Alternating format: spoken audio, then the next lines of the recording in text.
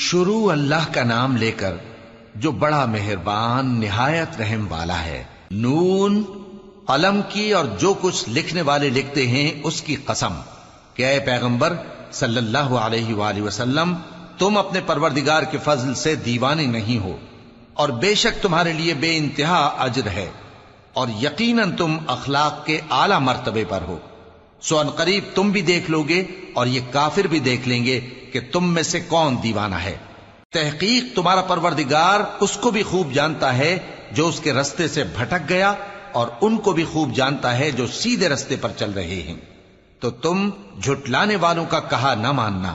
یہ لوگ چاہتے ہیں کہ تم نرمی اختیار کرو تو یہ بھی نرم ہو جائیں، اور کسی ایسے شخص کے کہے میں نہ آ جانا جو بہت قسمیں کھانے والا ہے، ذلیل ہے، شرارت سے اشارے کرنے والا، لگائی بجھائی کرنے والا، مال دینے میں بڑا بخیل، حد سے بڑھا ہوا بدکار، سخت خو، اور اس کے علاوہ بدذات ہے، اس سبب سے کہ مال اور بیٹے رکھتا ہے۔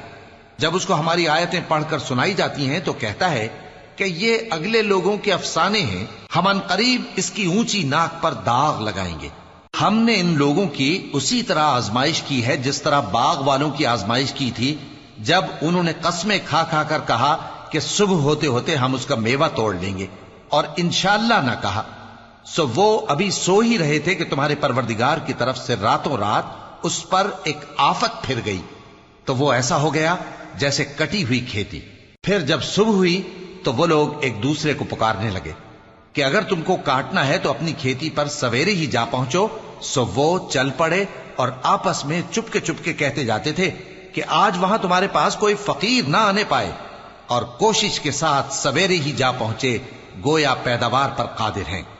پھر جب انہوں نے باغ کو دیکھا تو ویران، کہنے لگے کہ ہم رستہ بھول گئے ہیں، نہیں بلکہ ہم بے نصیب ہو گئے۔ ایک جو ان میں سمجھدار تھا بولا، کیا میں نے تم سے نہیں کہا تھا کہ تم تسبیح کیوں نہیں کرتے؟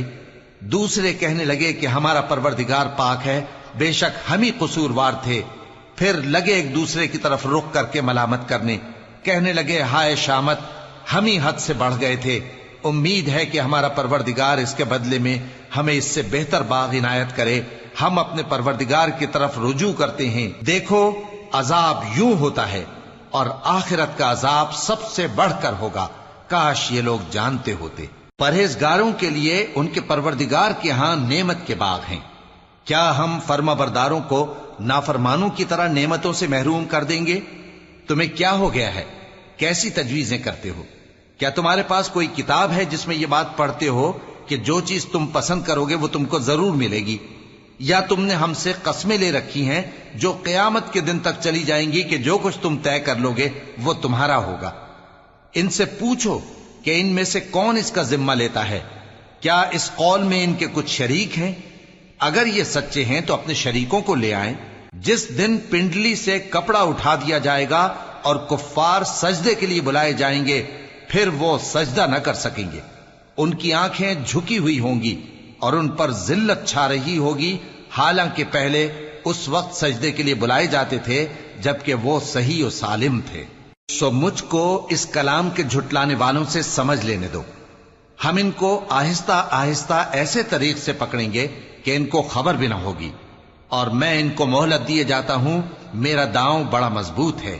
اے نبی، کیا تم ان سے کچھ معاوضہ مانگتے ہو کہ ان پر تاوان کا بوجھ پڑ رہا ہے، یا ان کے پاس غیب کی خبر ہے کہ اسے لکھتے جاتے ہیں؟